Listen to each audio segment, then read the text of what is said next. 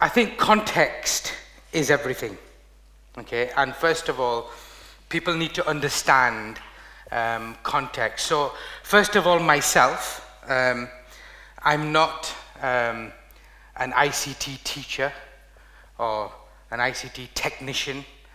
My background really is as a chemistry teacher. And I've been teaching chemistry for, say what, 14 years, okay? Same school. And really, I've always had an interest in the way students learn and how we can speed up that learning. And as many teachers that are here, we always have that interest of how many different ways we can find of getting that information into that student's mind and seeing their eyes light up and getting them to understand the learning and so on.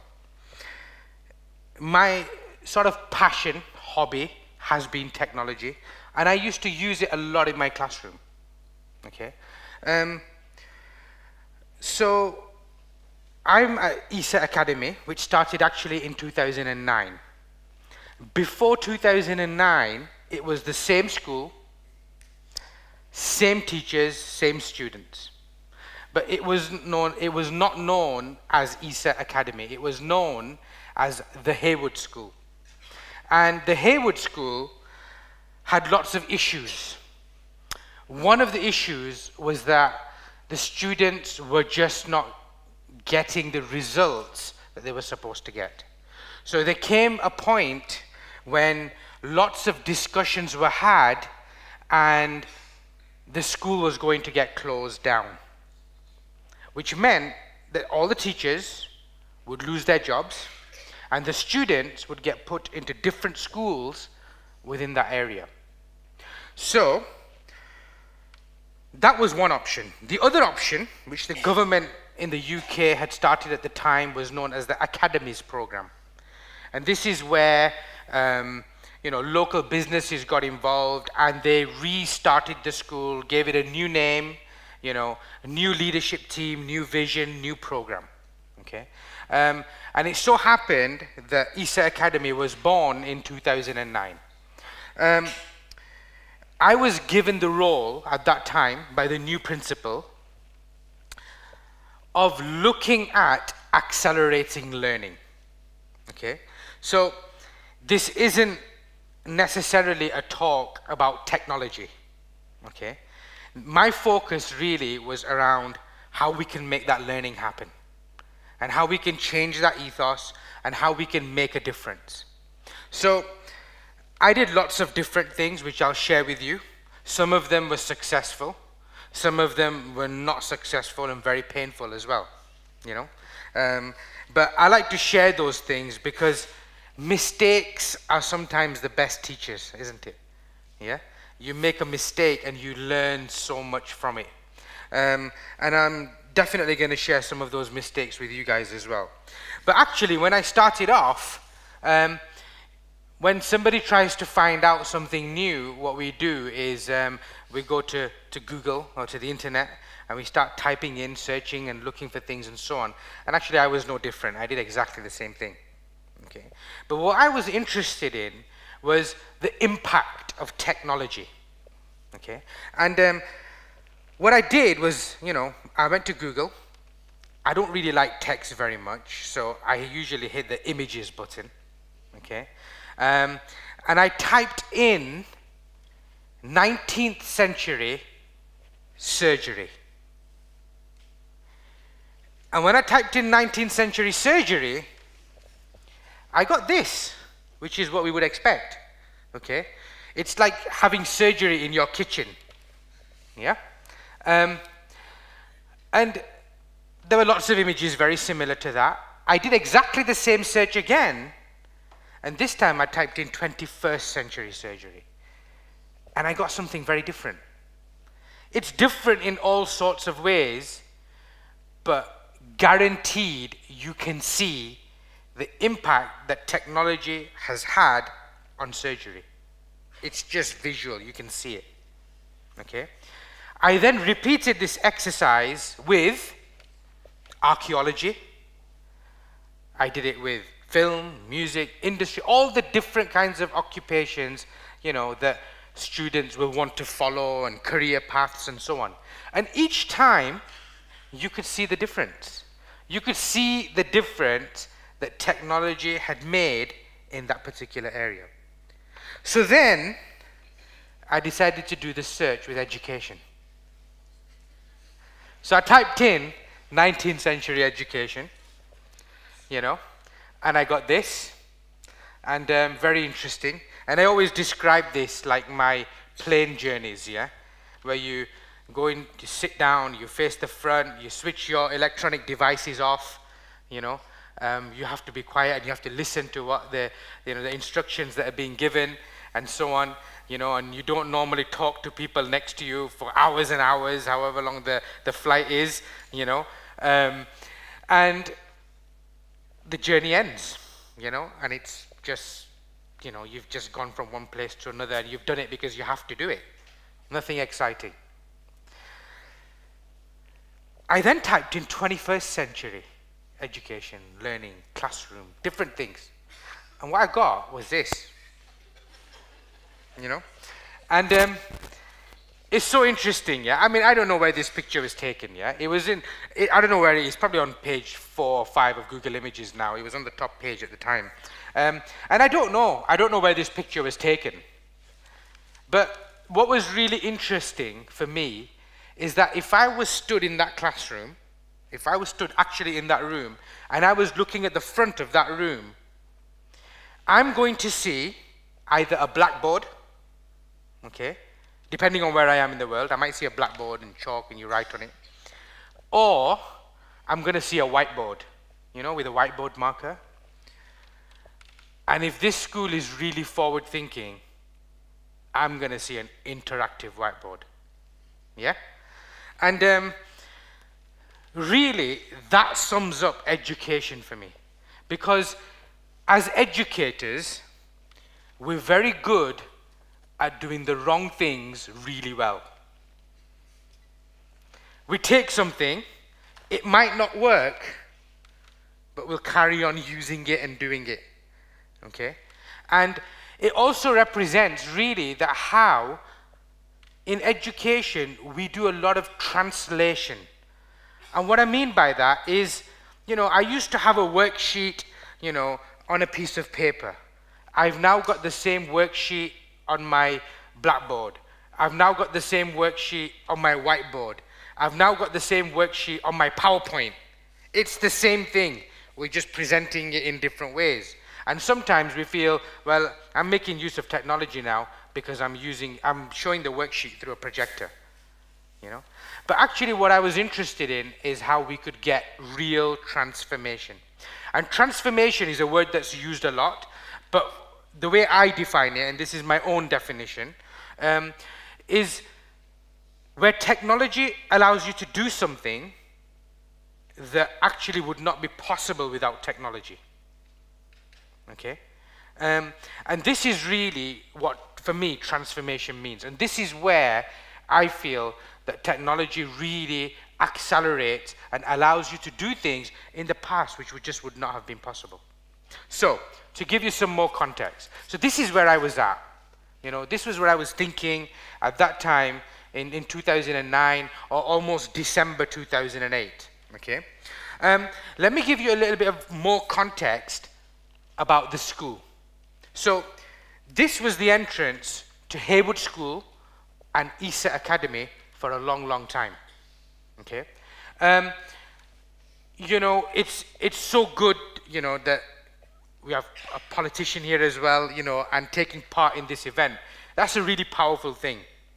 Because I'll tell you something now, that I was part of this school for 14 years. And what we got was promises. This will happen, doesn't happen. Okay? And this picture is actually quite symbolic. Because we were told that you're going to get a school, a new school, you know, and then the new school never happened. And then next year, everyone's thinking there's going to be a new school, and so on. Until you get to a point when somebody says there's going to be a new school, you say, yeah, okay. You know? And these buildings are actually quite old. Okay? We had one year where, you know, the roof actually blew off. We had strong winds, the whole roof just took off, you know. There were times when we went into a classroom and the floor had actually collapsed. You know, there was no floor there. You know, it just completely collapsed. And these buildings were actually becoming quite hazardous. Now, the reason why I'm quite passionate about this particular school is that this is the community that I still live in. It's also the school that my parents went to, you know, but this is also the school that my parents said, you're not going to this school, you know, and they sent me to the other side of town, you know, and you always get that in every area, don't you? You get that thing and that community talking about a school, or this school's really good. If you care about your kids, this is where you send them. You don't send them to that school's no good. Well, this school was the school that was no good, you know? And I ended up working here. I was working there for 13 years. And do you know what? As a teacher, it was really comfortable because nothing changed. It's the same every single year. If somebody left 15 years ago and they came back after 15 years, they could just fit in as normal, you know? Same processes, same procedures, everything was the same. Nobody left, you know? Everything was exactly the same, you know? And we got to a point where actually things became quite serious in that, you know, schools get measured. Governments like to measure, you know, how well a school is doing. And in the UK, it's no different. In the UK, we get measured by how many grade A stars to C's each student gets. And the target is that every student should get at least 5 or more grade A stars to C's. Okay? So that's like the universal measure. There are other measures as well, but this is one of the key ones. And you can see in 2009, when we became ESSA Academy, we made some changes. And in that particular year, about 6 months worth of changes, if you want, the results went up, you know, to 67%. Before that, 2007, 2008, you saw some changes. We went through about 3 head teachers. Okay? Head teachers came, went, and so on. But actually, 2006, 2005, 2004, we were at 28%. Only 28% of our students were coming out with the grades that they needed to. But yet, it was a very comfortable environment to be in. Okay? So, that's the context of this particular school. So what we wanted to do in 2009, when we became ESSA Academy, we had this conversation. How do we change? What changes do we want to bring in? What's going to make a difference? So what we said was that first and foremost, we didn't just want to be a school. We wanted to be a learning environment. And it wasn't just going to be a learning environment for students, but it was also going to be a learning environment for teachers as well. And we will know that some of our best teachers are those that consider themselves learners. And they're always learning and picking up new ideas and trying new things and so on. So that was quite important to us. The other thing is that we wanted to be an environment that was a lot more intelligent. So you don't just do things to students, you know, like batch processing. You know, so you get one group of students, you do something, and then they move on, and then the next class comes in, you do something, and then they move on. We needed to be a lot more intelligent.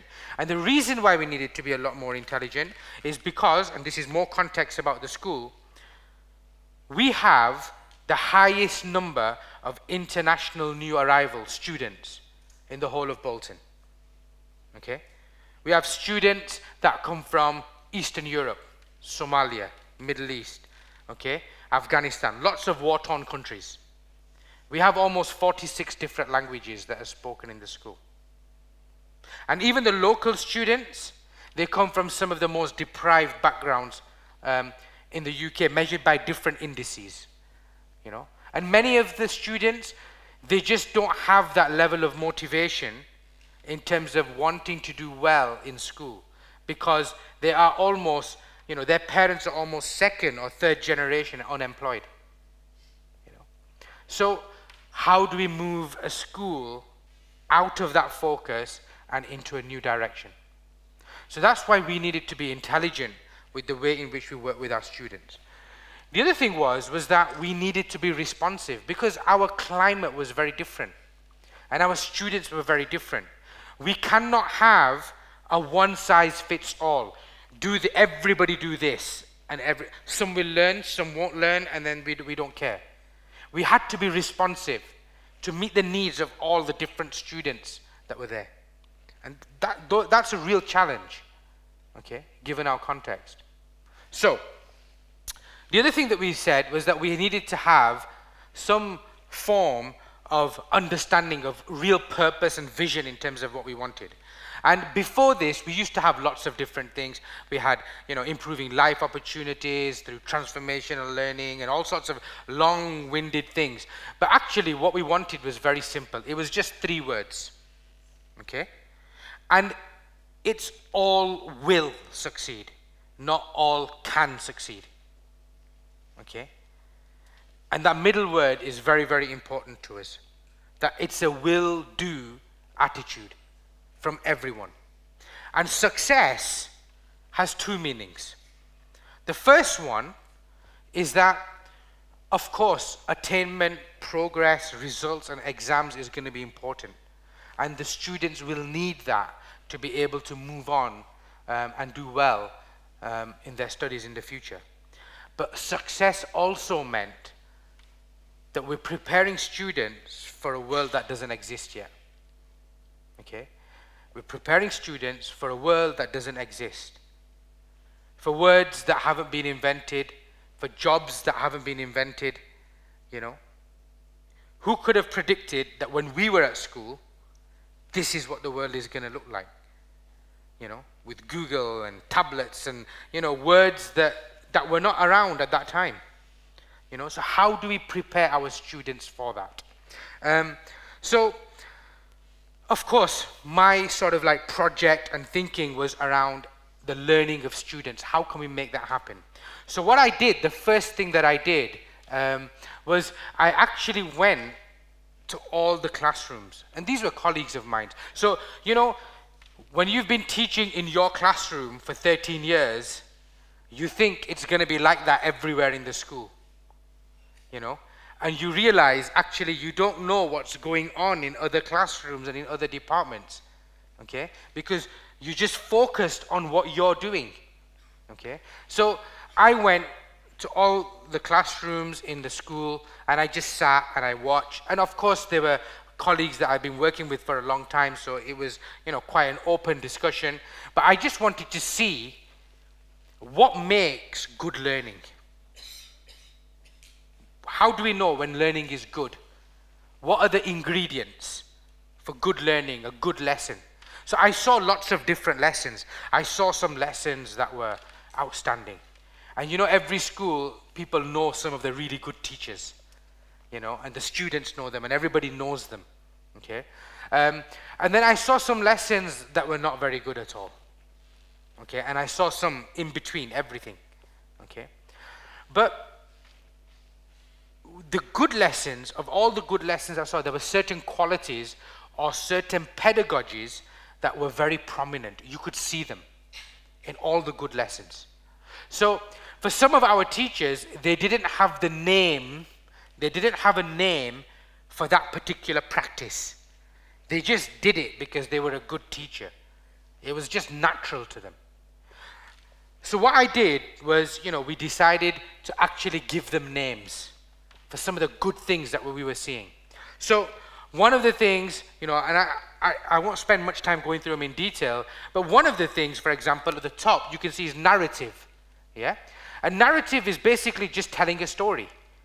So some of the teachers, because the fact that their learning included telling a story to the students, you could see the students really engaged, you know, and they wanted to know more, you know, and they had their attention.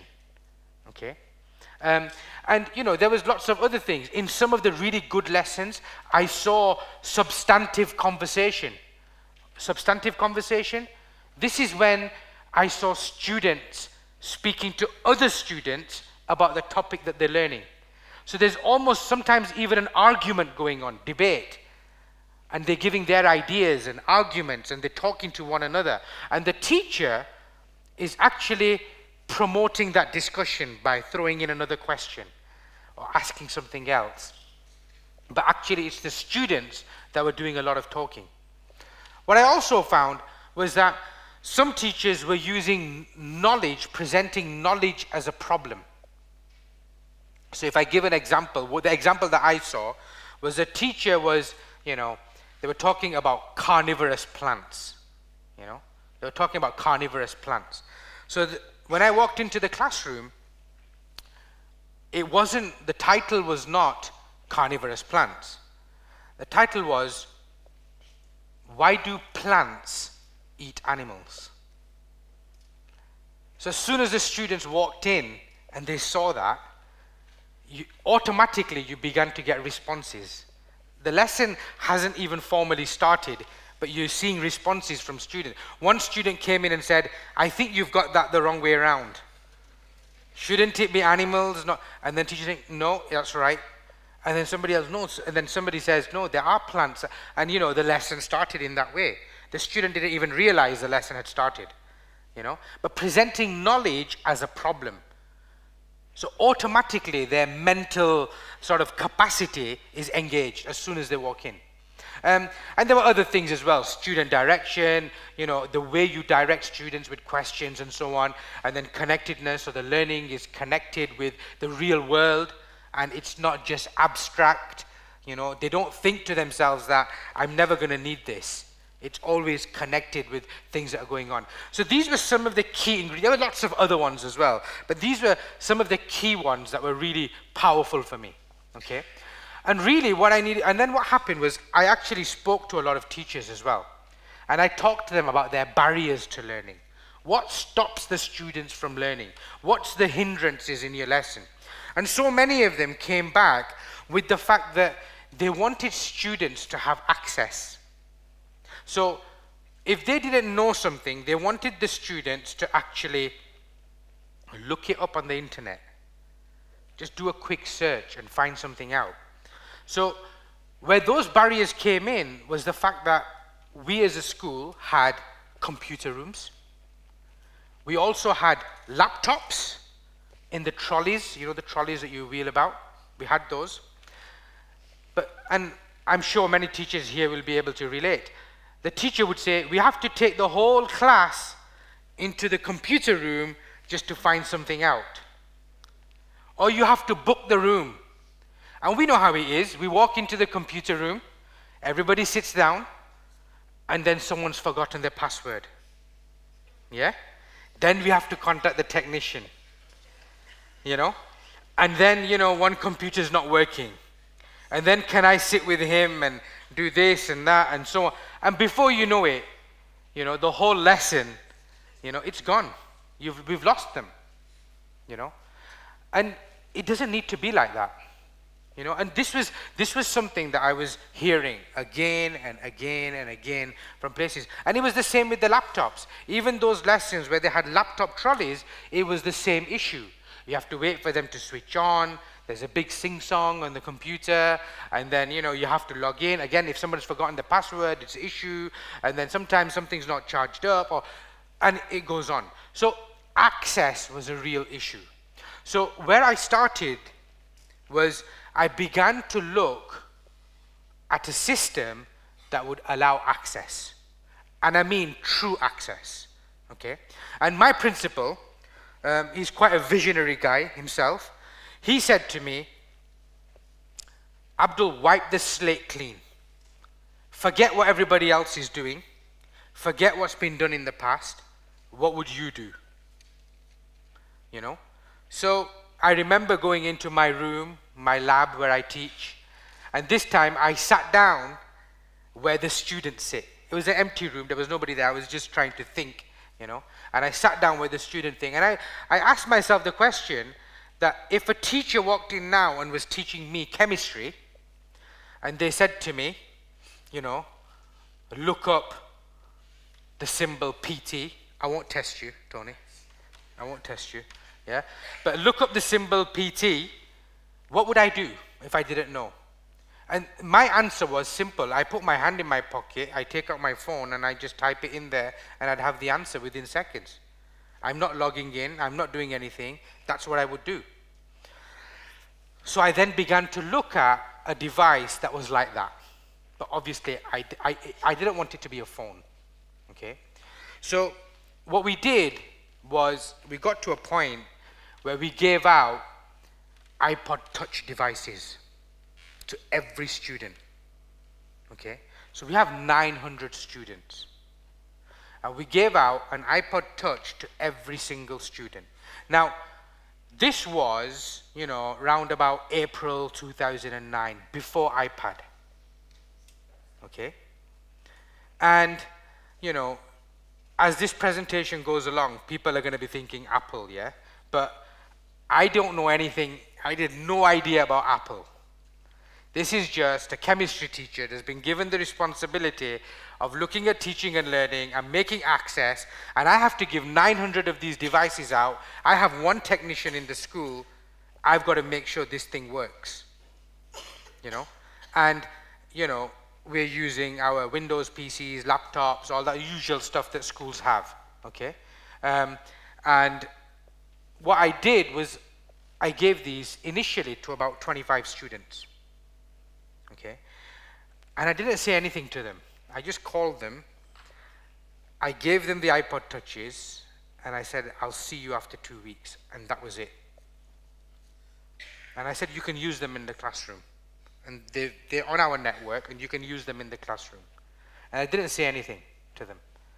And I picked all the different kinds of students, the good, the bad, the ugly, all of them, you know, everything, yeah, to make it a fair test. And I had no instructions, so just use it. And off they went. And, you know, there are some things that you are prepared for, because I can see they'll be able to use the internet, they'll be able to email, but there are some things that I wasn't prepared for, you know. But what we found was that, for sure, all those students had access. And what I've learned along the way is that for learning to happen, really there are two things that are needed. One is access, and the other is community. I'll talk about access first. It would have been very easy for me to send a survey out to every student. Do you have a computer at home? Tick, yes I do. Do you have the internet at home? Tick, yes I do. And then I make the assumption that they have access. The reality is they don't have access. Why? Because parents might be using that computer. Brother and sisters using that computer. And in our cases, sometimes even extended family would come to use that computer. So in reality, the student never had access. The night we gave the iPod Touches, so we did a launch, yeah? We didn't just give the iPod Touches out. When we did it with the whole school, we invited parents in, we explained to them what we do, why we are making this, because it was a controversial decision. You can imagine, here's a failing school, now the school has started again, you know, and before they didn't have many students, now they're trying to attract students, so they're giving everybody an iPod Touch. That was the thinking. That's what everybody thought, you know. And sometimes the hardest people to convince are the people on your doorstep, you know. So what was interesting was that, you know, when we did this, you know, we did the launch, we gave it out to parents and so on. That same evening, students began to email their teachers. Okay? Why? They always had email. They had email accounts. They could have gone onto their computers at home and, you know, log on and send emails, but actually no. That same evening, students had access, and they were emailing their teachers. Now, there was no pressure on teachers, you know, to answer an email within 5 minutes or anything like that. Teachers can answer the emails whenever they want. But what was important for us was that the students could ask the question. And capturing that was very, very powerful for us. you know. And you know, it was so interesting. There were hundreds and hundreds of emails, probably even thousands that were sent out. But I looked at one of them, and so many were like this. And it's a girl, and she's asking a question, you know. I didn't understand this in class today, miss. Okay. And the teacher replies back, which part? And then the student replies back, this was the part that I didn't really understand. So then the teacher sends a YouTube link. Have a look at this video. Tell me what you think. And for the first time, the student can just tap the link and it plays it on their device. You see? We're giving them access. So what was happening, not only was the student learning, but at the same time, the relationship between the teacher and the student was improving. Now what was really powerful was, do you know the students that were asking the questions? They were those students who normally in class would not ask the questions. You know, they were the ones that were shy, you know, and quite a lot of the times, you know, some of the boys are quite loud in class, you know, and they take over, you know, and, you know, some of the shyest students, you know, you just don't get the thing. The other thing that we found was that students who had English as their second language, okay, so they weren't very good at English, were beginning to use tools to ask questions. So, you know, what was really interesting was that this boy who spoke very little English suddenly sends an email, you know, with a whole paragraph of English, nicely done, you know. And, you know, it wasn't perfect, but the teacher's thinking, but he doesn't speak like this. So how is he asking this question? And when we were asked, he was just putting, you know, he was typing something in his mother tongue into Google Translate. Translates into English, he cuts and pastes that into email, and then when the teacher sends a reply, he does the opposite back into Google Translate, and he's learning the concept. You know, he's learning the concept. Okay? These, suddenly, you've got real access, you know? And it wasn't that students were going into a lesson and, you know, everybody's iPod has to be out. The iPod was actually very much like a digital pencil case. You use the tools as you need them. And when you don't need it, you don't use it. You know? And this was very, very powerful. What we also found was community was very powerful. So the speed at which a student, when a question appears in a student's mind, how quickly can you get that question out to a community? Okay? How quickly can you get that question out to a community? If you can increase the speed of that happening, you will get engagement from students. If a student gets a question in their mind and they have to walk to the other side of the room at home and they have to log on, you know, and then they have to go somewhere and ask a question and so on, chances are it won't happen. Okay? But if a student can put their hand in their pocket, take out a device and just ask, okay, then the chances are it will happen. Okay?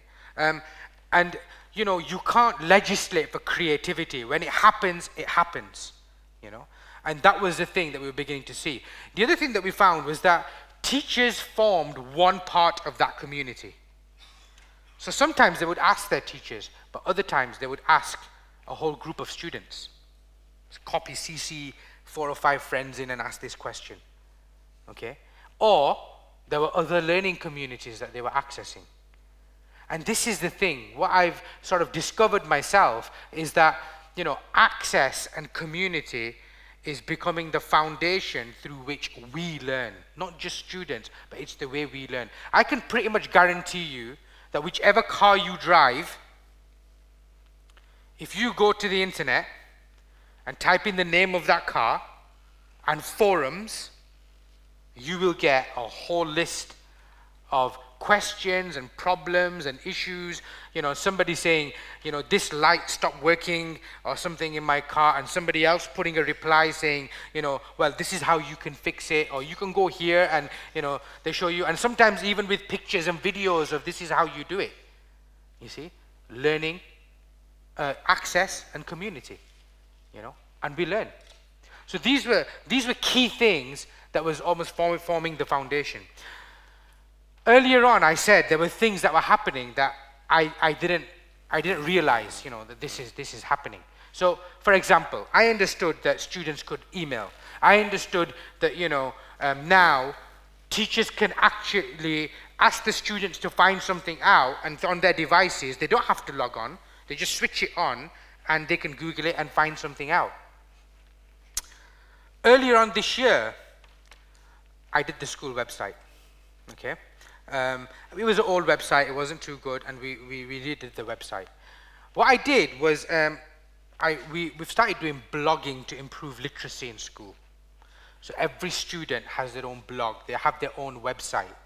And we use something called Weebly, weebly.com, if you guys are interested in doing this. And it's free, and you can just go onto the internet and do it, and every student has their own website and their own web page. Anyway, what I did earlier on this year was we created our school website on Weebly, and I made a blog, and I asked students to comment. What do you think of the website? Tell me what you think, you know. And there was lots of comments. Some students put on a comment and they said, oh, we like the colors. Others said, we don't like the colors, and so on, lots and lots of different things. The second day, I saw this on the website, you know, and I just looked at it and I thought, what's going on here, you know? And it was a student in our school that had gone through the website and found that actually one of the links is not working.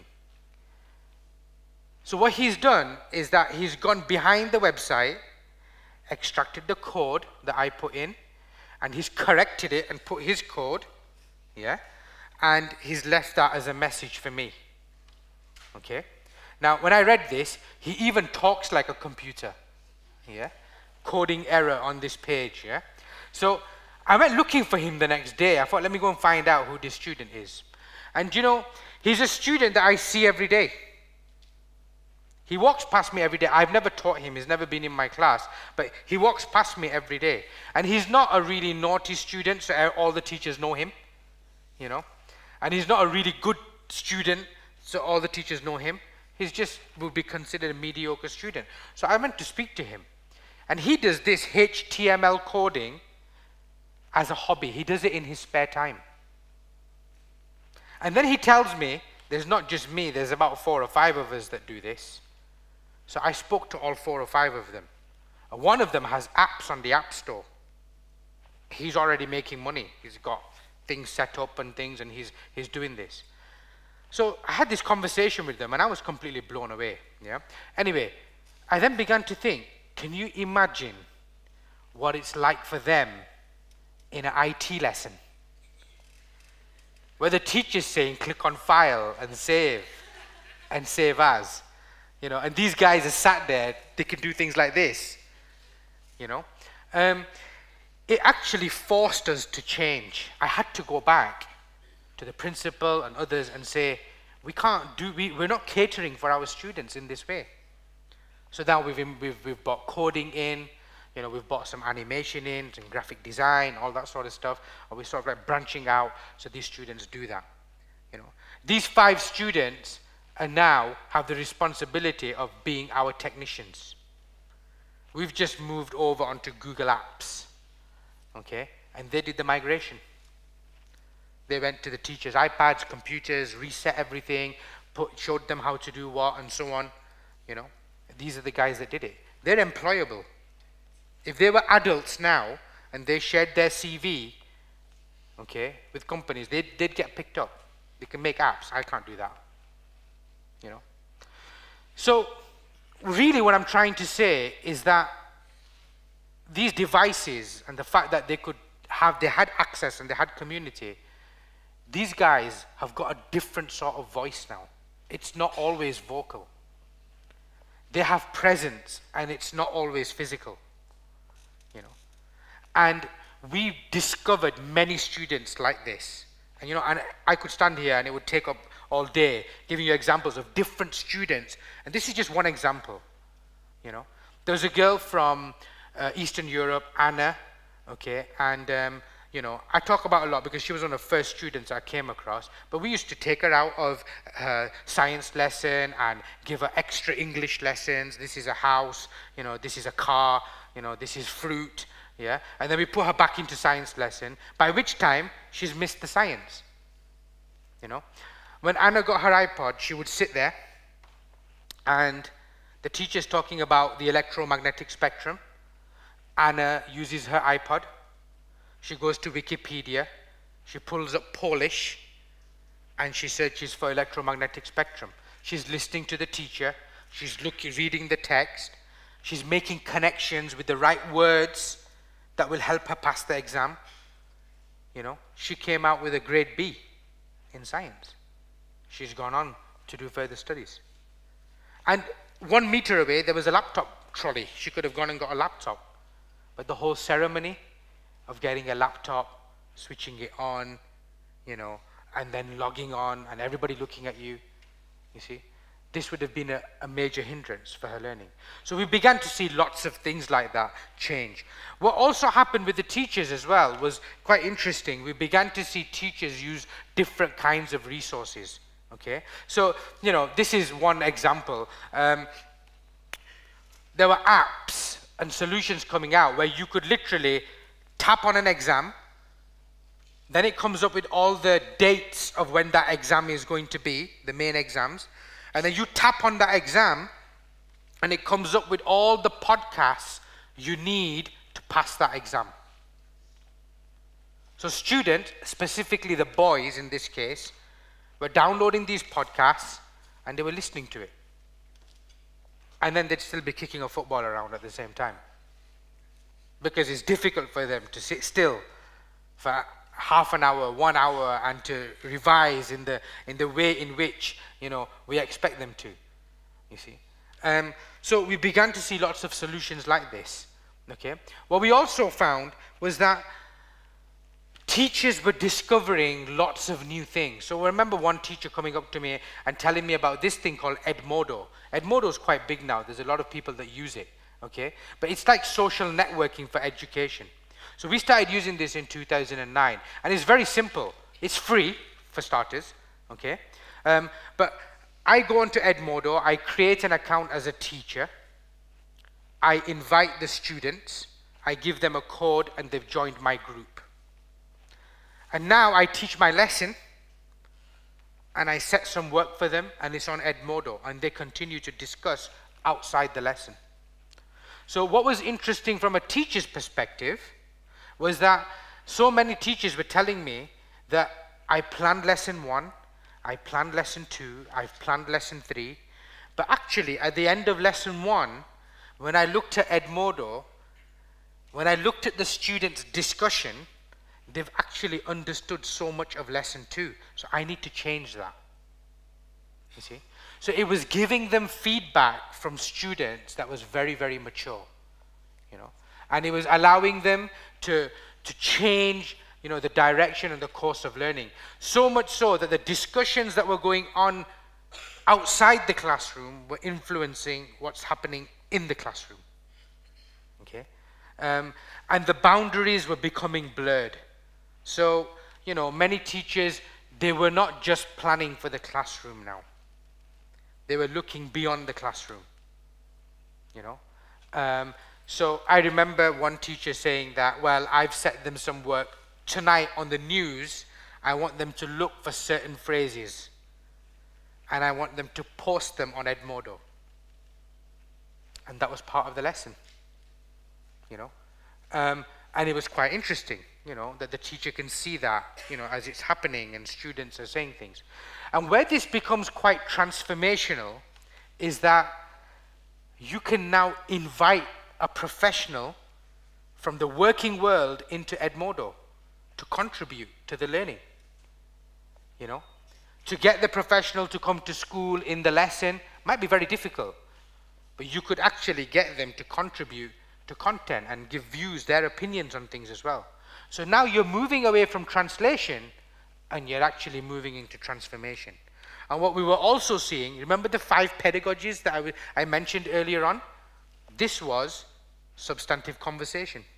You were getting students to have conversations to one another, and the teacher's just observing what's going on. And when the teacher needs to, the teacher might add a comment, you know. But actually, you could see the development of ideas and arguments and debates, and somebody posting a link, or I know this is true because check this link out, you know. And then somebody saying, but it's not reliable because it's this and so on. And you're getting higher order thinking, you know, in the way in which students were operating. Lots of other things began to come into play. So teachers had some laptops. Every teacher had a laptop. And the vision was that the teacher would be able to use that laptop. And it was those ones with the screens turn around, and you can use it as a tablet.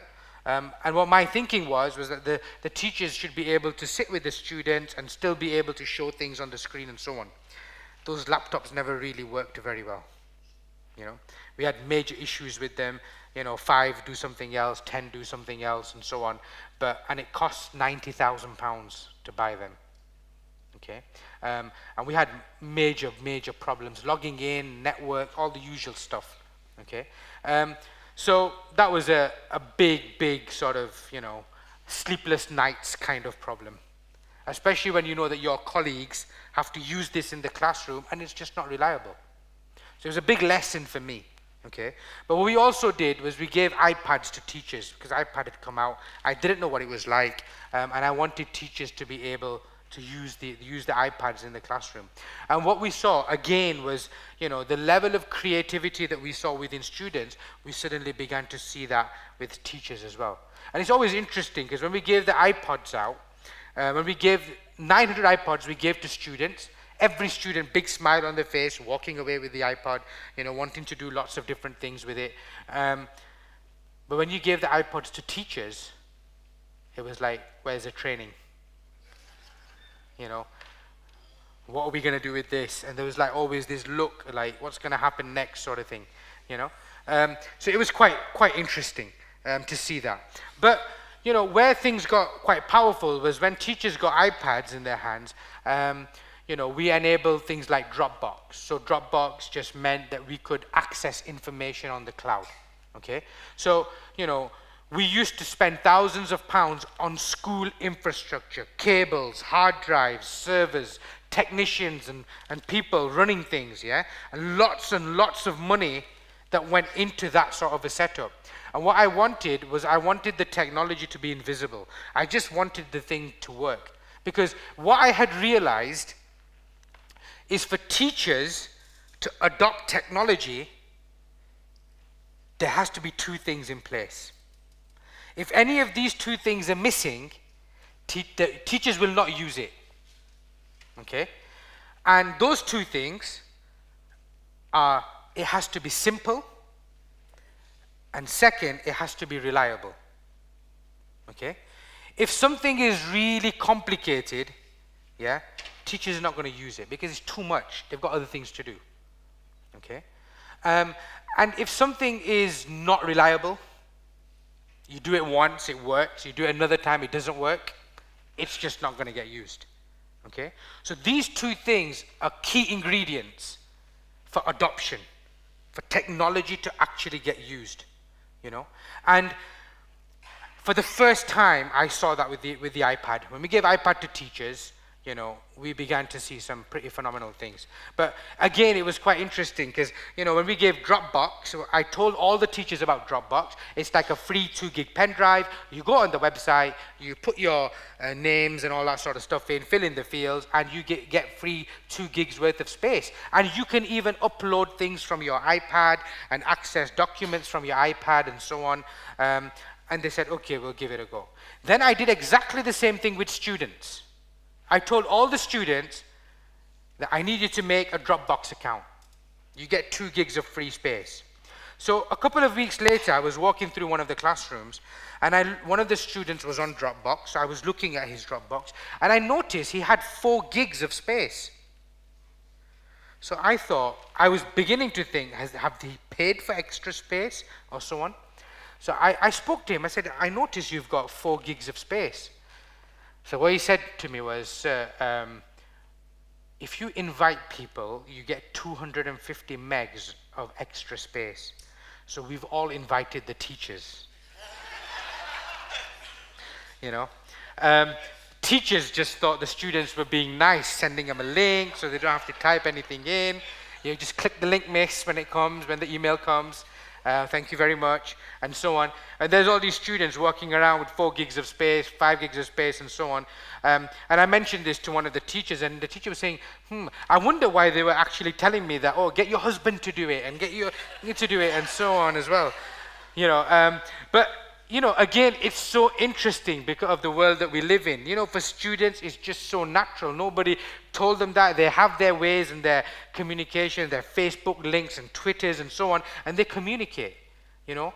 They have the art of communication in so many different ways. With teachers, it's with adults, and sometimes I know we get described as digital natives and digital immigrants and all that sort of stuff, but actually, you know, it's a divide that you can see very easily. And really, as teachers, we need to use the students as resources, you know.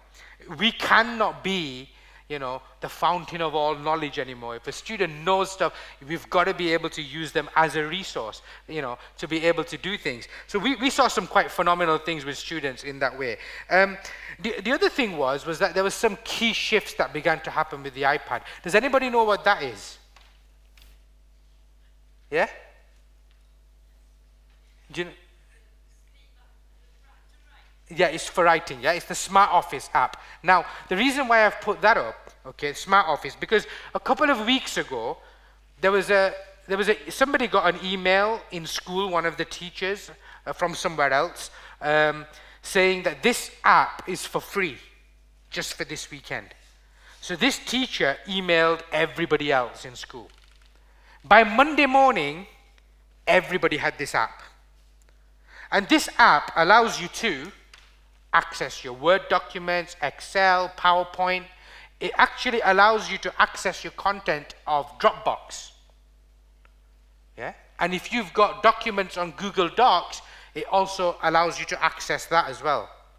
Now, the reason why that really made me think was that traditionally, we'd have to hand our laptops in for them to install the software.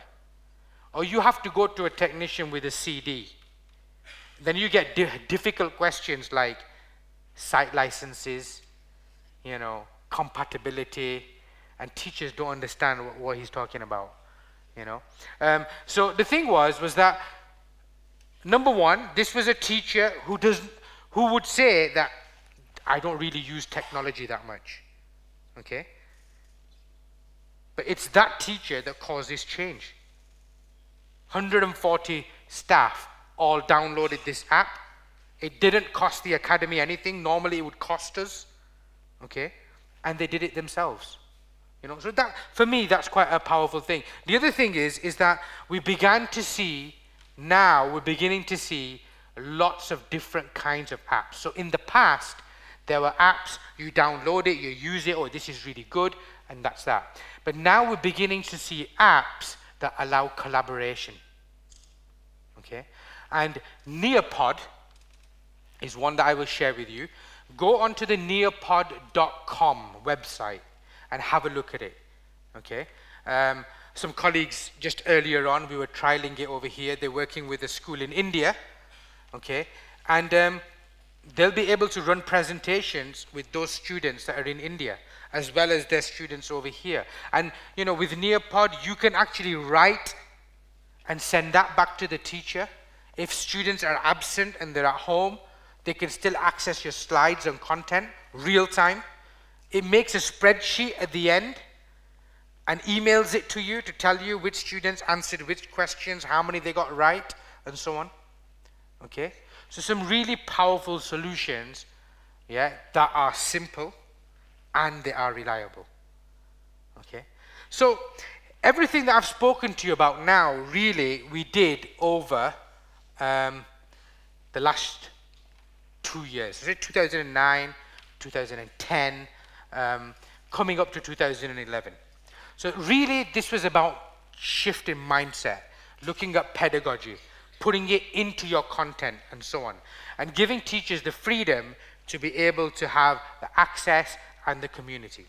Since October, we've actually moved into a new school, okay?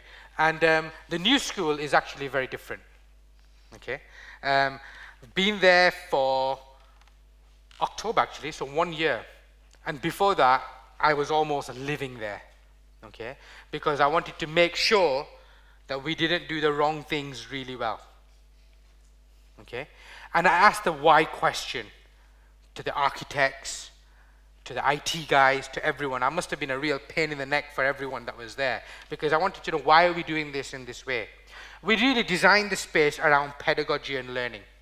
That was quite key for us, you know. And relationships.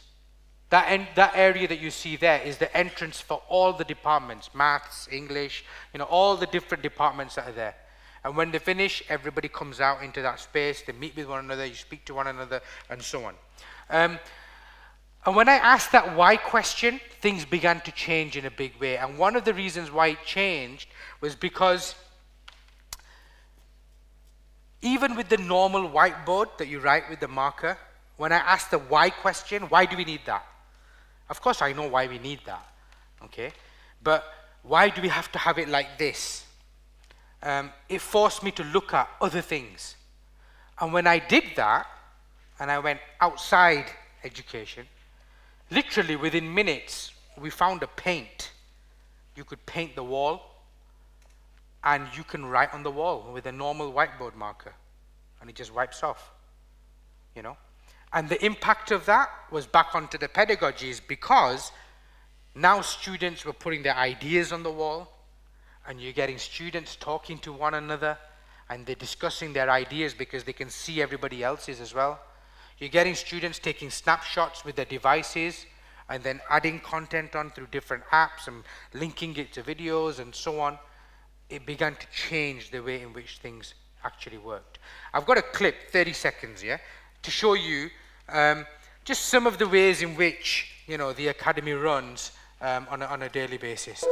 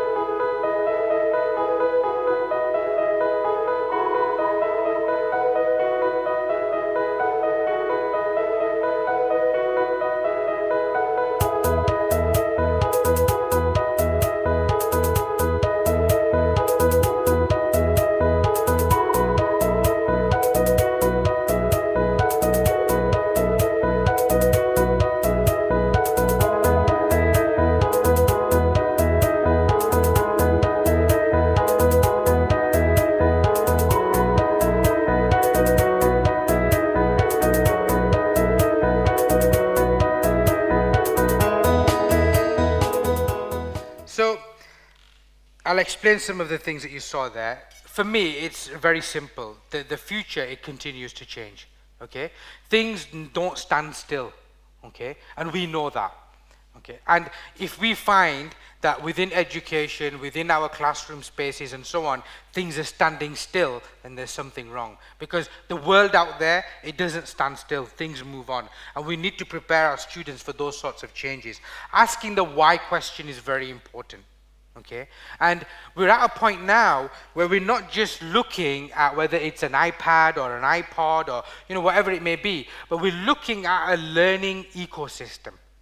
Okay, because what makes learning work brilliantly well is when there's a complete ecosystem where the teacher doesn't have to worry, if I make my content on this, will it work on that? You know, if I make something here, the students should have access to it. You know, and what I didn't want was the teachers having to go through the pressure and the frustration of things not working. So we began to look at a learning ecosystem. What would make things easier? And we had to ask the why question around that. Now, this slide is obviously going to look very Apple-y because it's all Apple stuff on there. But reasons were quite simple. Number one, we gave 900 iPod touches to every student. We've been running that program for 3 years. Okay? If it was unsustainable or it was not working, it just would not have happened.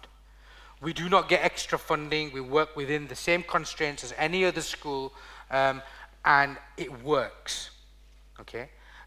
So the iPod was our beginning. The iPad, we found, was increasingly powerful as a tool. Okay? Teachers never came back to me, not once to this day have they come back to me and said, it stopped working. Okay? Or this doesn't work on it, or this doesn't load on it. Okay? We've just been able to resolve, you know, the way in which teachers use that, and we've been able to focus on the pedagogy. Yeah? And on the learning and how it needs to be used within the classroom. It's also freed teachers up from the front of the room, staying connected right to the front. They could move around and sit with students. There's a big difference when a teacher stands at the front and the teacher sits with the students when the learning's happening. It's just the physical closeness as well as, you know, the interaction. It changes the climate in that working space. Okay? And that we can do that now, comfortably, without having to worry that the battery's going to run out, I need to plug it back in, and so on. Teachers can do that, okay? So that's why I went with the iPad. What you see on top is a laptop, the MacBook, or the MacBook Air, as we've decided to, the one that we've decided to use. That was the lesson that I learned from my Lenovo laptop experience. Because when that didn't work, and trust me, it did not work very well at all, in the new build, the principal came back to me and said, you have to do it again. But this time, make sure it works. You know? And you know, when you've got that sort of pressure on you, you just need the thing to work. So it forced me to look at a different solution. Okay? So we looked at MacBook Airs. I gave a MacBook Air to one of our teachers who's quite used to breaking technology and it not working, okay? And it worked, you know? And just simple things that just made that ecosystem a lot more powerful in the way in which teachers began to create things. So if a teacher made, you know, some content on their MacBook and emailed it to the teacher, guess what? It works on the iPod, there's no problem, you know? If they made a little clip or a podcast or a keynote or a presentation, they could just email it to the students and it would work on their device without any problems at all. You see? So that was actually quite powerful for us, you know, on a day-to-day business.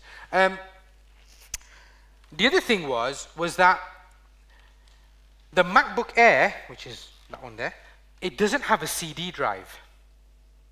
And that was quite important for me. Because if I would have given teachers a laptop with a CD drive, the old CDs that they had, okay, would have come out, gone into that, and you would have just got translation. Same thing being used again. And the dimension that I wanted teachers to go in is we wanted teachers to become authors. Create your own content so that you can put pedagogy into that content and it's relevant for your students. So you know the context. You know, if I make a presentation or some content for my class, because I know them, it's going to be a lot better than somebody else making it. And the idea that the same content we buy every year in the form of a CD or a textbook, and we give it to all those students, 46 different languages, different cultures, backgrounds, different needs, and it's the same thing, and we expect it just to work. And the amount of money we spend on that, it just wasn't justifiable. So what I wanted was teachers to create content. Now, this is where, you know, sometimes, you know, with teachers it becomes that thing, but we have so much to do, and how can we make all that content? This is where these things, simple and reliable, had to come into play, you know, and I'll talk about that in a minute. But the other important part of our ecosystem was this little black box at the bottom, okay? That's the Apple TV. So last year, in 2010, I was arguing with the IT guys that this is what we wanted. So they made me sign lots of extra forms to say, If it goes wrong, it's your fault, not ours, you know. And I remember one of the IT guys telling me, and he was an inspiration to me actually, because he used to argue with me all the time. And he was very technical, engineering minded. So he's telling me that that's made for the home. It's not made for schools. And then I realized that's why I wanted it. Because teachers use technology at home. And it's not a problem. They use the television, you know. They use, I don't know, their consoles, whatever it is, we use technology at home. It's not a problem. So what I then did, which really scared him, was we got rid of all the interactive whiteboards. And what I did was I bought televisions, 60-inch screens, and I put them in all the rooms. And do you know what? For the price of an interactive whiteboard, I could have 2 of those screens in my room, in each classroom, with an Apple TV. So that's what I did. Now, let me explain what the Apple TV is. Apple TV is normally in the home is used for, you know, watching films and online stuff and so on. But I only wanted it for one reason. And that reason is this, okay? Is that if you came with your iPads now to ESSA Academy, I would put the username and password in to connect to the internet, okay, and connect to our network. You could see every single screen, 86 screens. You can see every single one. And you can share the screen of your iPad onto that screen. You just scroll up and down, choose the one that you want, switch the mirroring on, and boom. Whatever app you have playing on here, it will appear on that screen. Simple and reliable. And you know that whole thing where teachers come in with their laptops and there's that little box on the wall, and the sound goes in here, video goes in here, and you know, does that go around, and then which key do I push to switch the whole thing over, and then the sound isn't working, and then, you know, the projector's not quite right, and all that sort of stuff. All of that is gone. Okay? And you know, we also had that thing with projectors, you know, where when you have a projector, it's brilliant the day you switch it on, but 1 year down the line, the colors, they don't just seem quite right, you know. And what we had here was really good quality all the way through. But what also happened was that we began to see the use of technology in spaces where normally you don't see technology being used. So in the sports hall, I never did training and professional development with the PE guys, with the physical education team, you know, but they're actually recording students, you know, and playing it back to them. So on the ceiling, there's a big projector, okay? Huge projector. It would have cost me nearly £600 to £700 to run a cable from that projector all the way across the ceiling, down to the wall, and then I have to plug a computer in. So we bought an Apple TV for about £90 and some Velcro for £3.50, you know, and we just stuck the Apple TV onto the side, you know.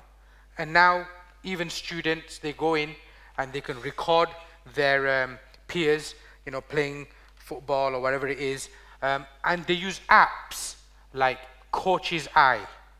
Okay, Coach's Eye is an app.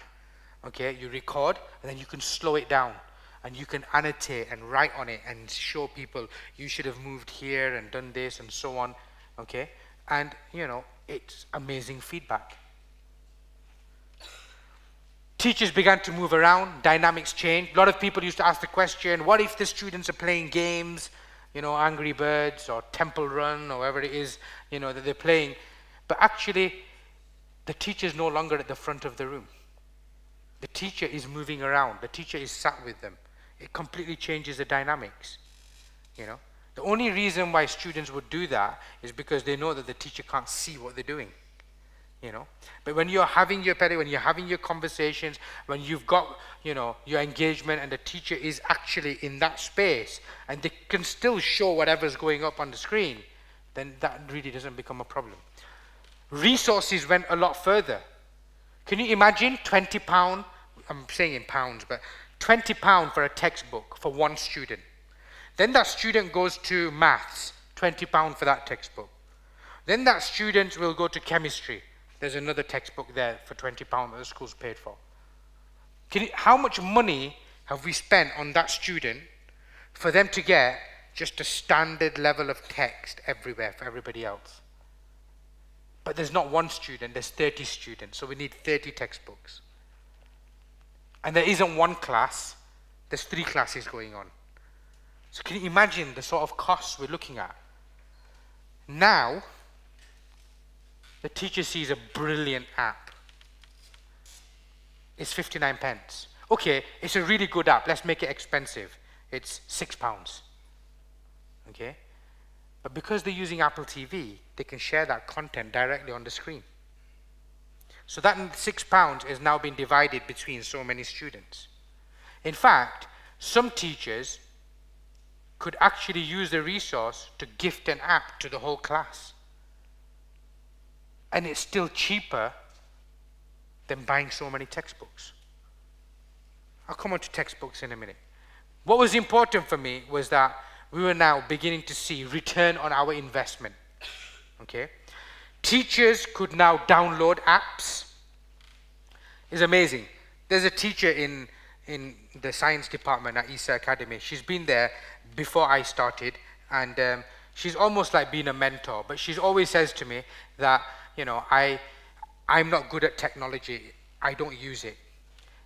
I went into her classroom the other day, and she's a biology teacher, and she's teaching a lesson on cells. So some of the students thought that cells were 2D structures. So she gave her iPad to a student and said, just have a look on the App Store and just see if there's any apps to do with cells.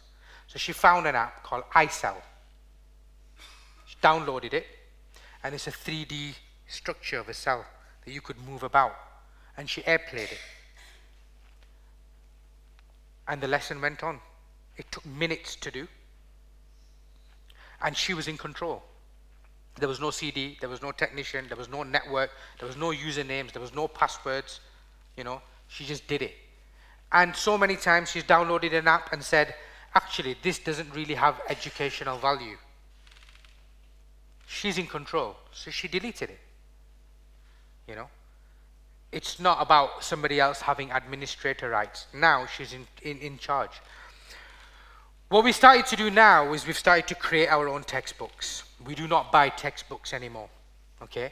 And one of the reasons why we made our investments on our on the MacBooks was we've started to use a piece of software called iBooks Author.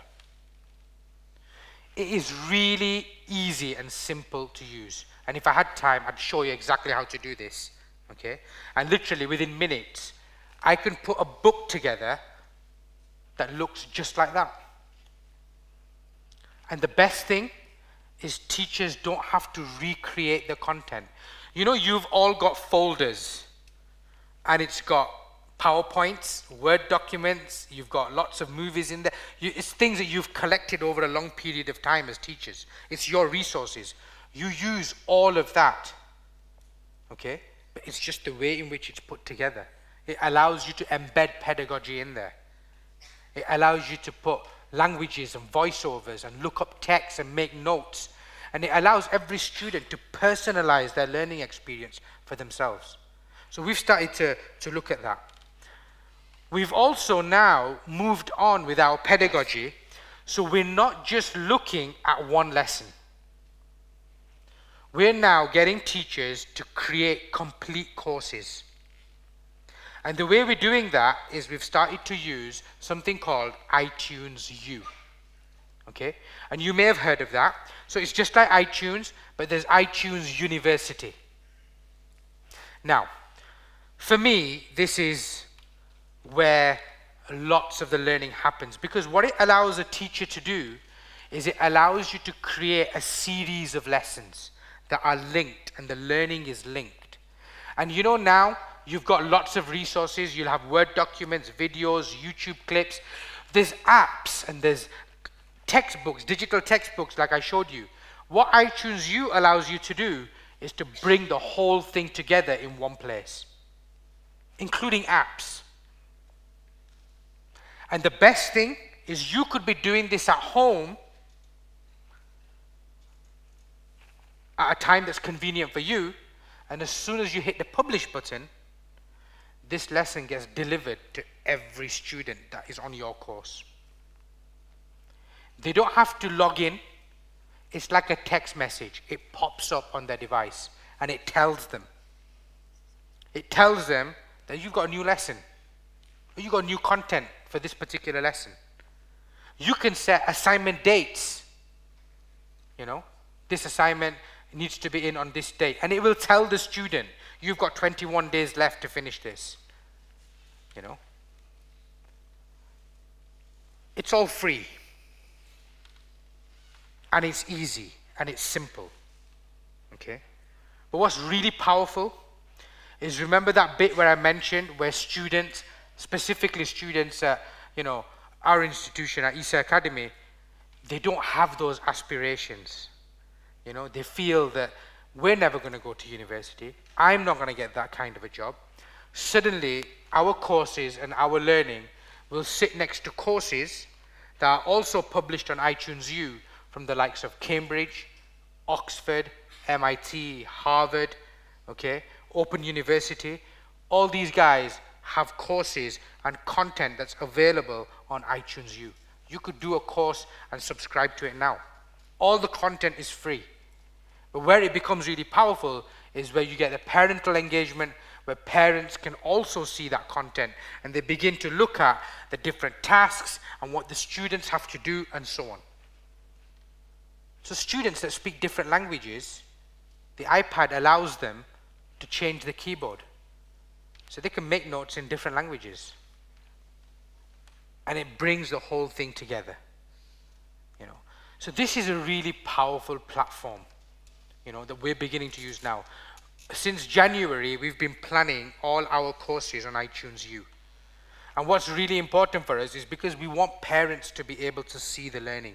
We want parents to be able to subscribe to these courses. What we're also doing now is running some courses for parents. So where parents come in that may not necessarily have certain skills or might need language support or may need other things, we're actually able to create courses and make them available on these devices. Parents have an iPhone, they can hook up. Parents have an iPad at home, they can hook up. You know, and iTunes U courses are available on any platform. You know, so this is really powerful.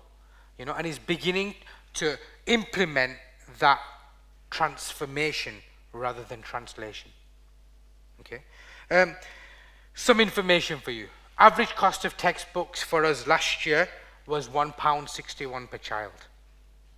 Okay, and even that was actually some workbooks and things that we bought. And this year, with iBooks Author and other things coming up, we certainly, that will reduce that as well. One of the key things that we've learned is about using consumer technology. Everything that I've spoken to you about, you could walk out of this room, go to a shopping mall, buy it, and start using it. And teachers are consumers of technology. So what we've done is just made things simple and reliable. And anybody that comes along and says, we've made this technology just for education, I tend to stay away from that. Okay? So we've used things that are just dead simple and easy to use.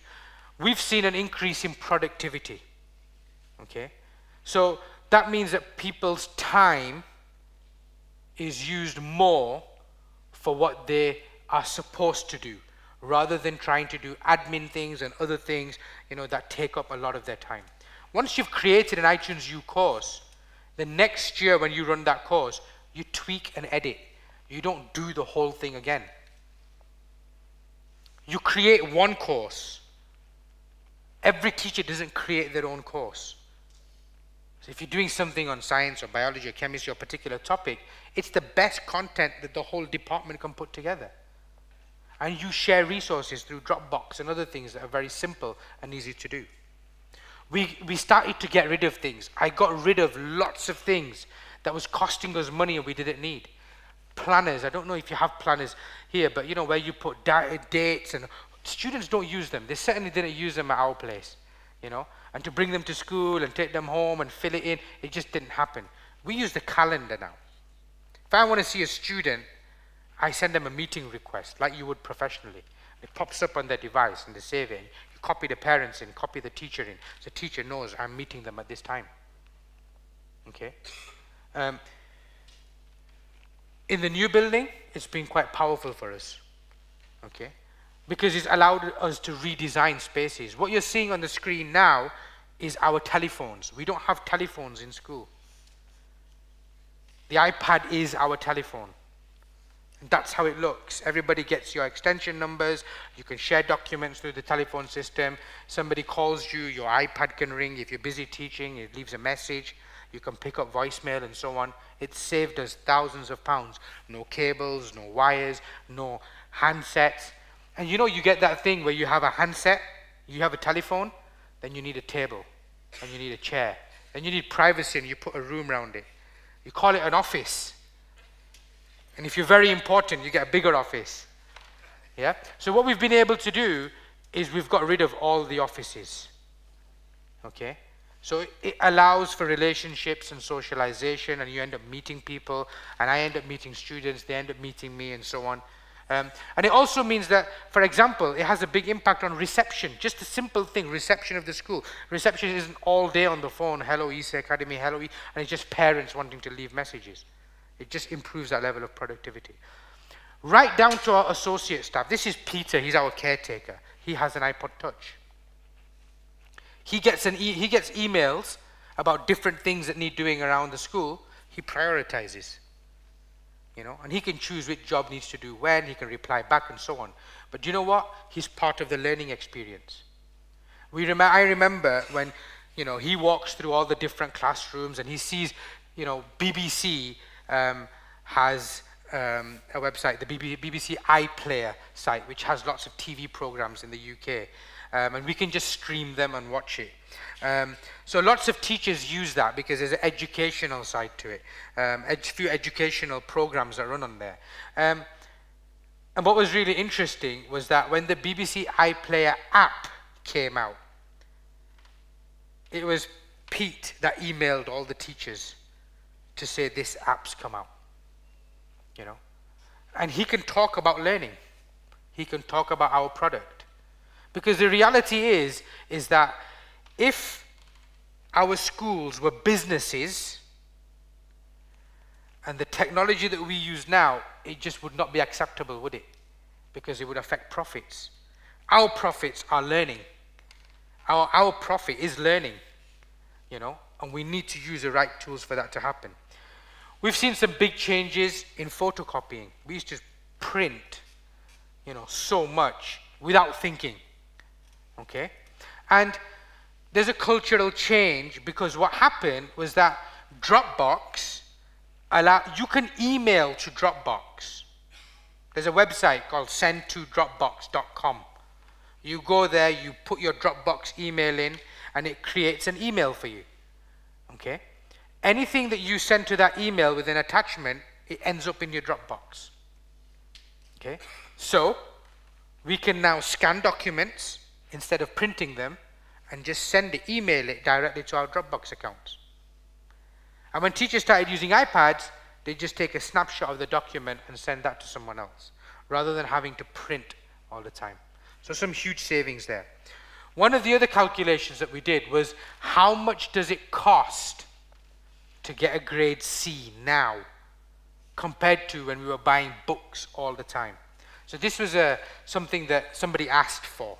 Okay, but I think it's just important to share this. In 2009, it was almost £4,500 per grade. Okay, so now we're in this position whereby we're actually making our content and we are sharing that very, very easily without any cost. We still buy books. We have a library. This isn't about not having books. Okay, so that's, you know, something to understand. The other thing is, for me, very simple. Technology does deepen learning. Okay, and in 2011, our results, 5 or more A stars to C's, were 100%. Okay, and 2012, this year, our results stood at 97%. So the 3% drop represented 6 students. I think 3 or 4 of which actually moved to a different country. But you can see that it's becoming sustainable.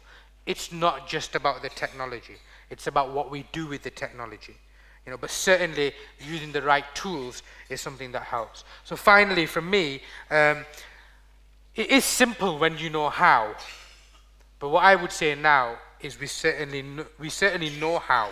So let's just make the whole thing really simple. Thank you very much.